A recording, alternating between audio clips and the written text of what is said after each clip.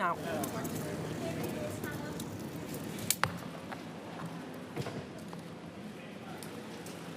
In the last 5 years, our country has fought through the most challenging times since the Second World War. As I stand here as your Prime Minister, I can't help but reflect that my first proper introduction to you was just over 4 years ago. I stood behind one of the podiums, upstairs in the building behind me.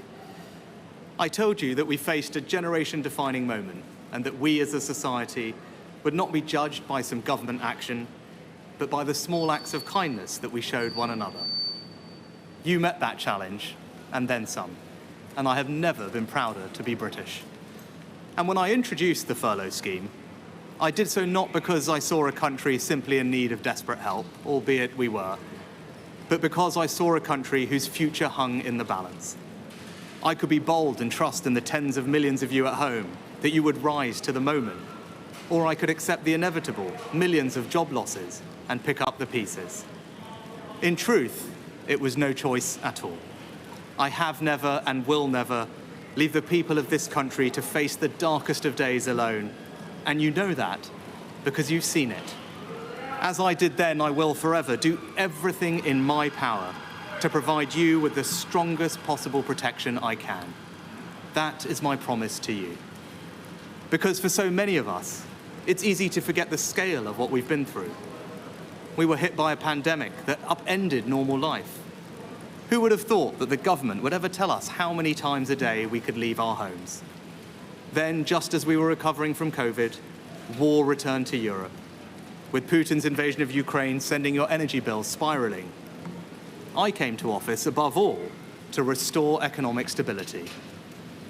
Economic stability is the bedrock of any future success, whether that is rising wages and good jobs, investment in our public services, or the defense of the country. And because of our collective sacrifice and your hard work, we have reached 2 major milestones in delivering that stability, showing that when we work together, anything is possible. Our economy is now growing faster than anyone predicted, outpacing Germany, France, and the United States. And this morning it was confirmed that inflation is back to normal. This means that the pressure on prices will ease and mortgage rates will come down. This is proof that the plan and priorities I set out are working.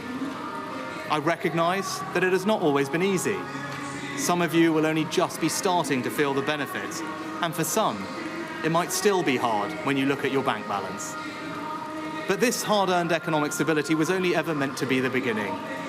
The question now is how, and who do you trust to turn that foundation into a secure future for you, your family, and our country?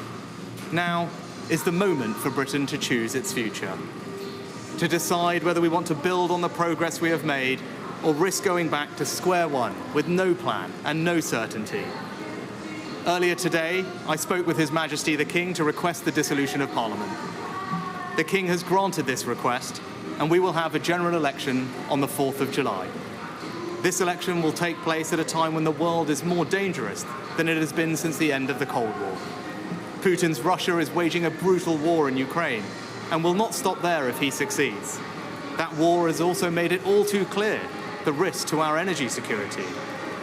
In the Middle East, the forces of Islamist extremism threaten regional and ultimately global stability.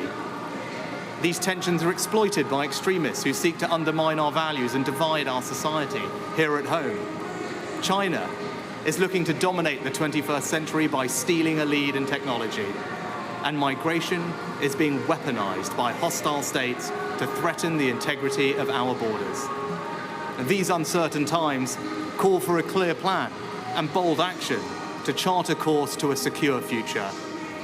You must choose in this election who has that plan, who is prepared to take the bold action necessary to secure a better future for our country and our children. Now, I cannot and will not claim that we have got everything right. No government should. But I am proud of what we have achieved together, the bold actions we have taken, and I'm confident about what we can do in the future. We've tackled inflation, controlled debt, cut workers' taxes, and increased the state pension by £900. We've reduced taxes on investment and seized the opportunities of Brexit. to make this the best country in the world to grow a business, put record amounts of funding into our NHS and ensured it is now training the doctors and nurses it needs in the decades to come. We've reformed education, and our children are now the best readers in the Western world.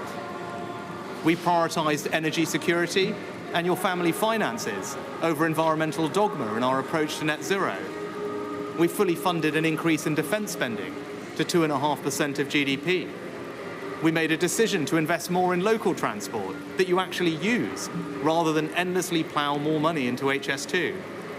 We set out a comprehensive plan to reform our welfare system, to make it fair for those who pay for it as well as those who need it.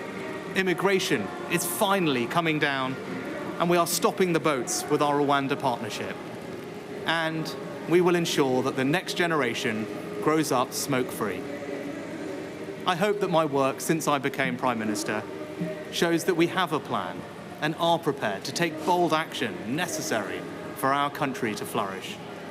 Now, I've stuck with that plan and always been honest with you about what is needed, even when that's been difficult. Because I'm guided by doing what is right for our country, not what is easy. Now, I can't say the same thing for the Labour Party, because I don't know what they offer. And in truth, I don't think you know either. And that's because they have no plan. There is no bold action. And as a result, the future can only be uncertain with them. On the 5th of July, either Keir Starmer or I will be Prime Minister. He has shown time and time again that he will take the easy way out and do anything to get power. If he was happy to abandon all the promises he made to become Labour leader once he got the job, how can you know that he won't do exactly the same thing if he were to become Prime Minister? If you don't have the conviction to stick to anything you say, if you don't have the courage to tell people what you want to do, and if you don't have a plan, how can you possibly be trusted to lead our country, especially at this most uncertain of times? Over the next few weeks, I will fight for every vote. I will earn your trust, and I will prove to you that only a Conservative government led by me will not put our hard-earned economic stability at risk, can restore pride and confidence in our country, and with a clear plan and bold action, will deliver a secure future for you, your family, and our United Kingdom.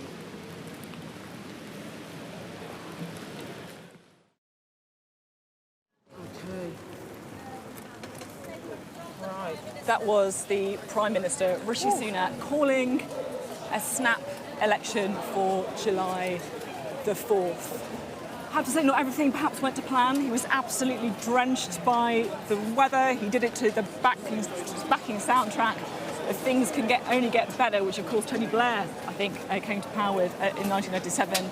But we got the outlines, didn't we, Bev, of the election campaign that the PM wants to run. His plan is working, Labour has no plan. Yeah, I mean, it was, as we expected, calling an election, saying it will be on July the 4th, that now is the moment for the British people to choose its future.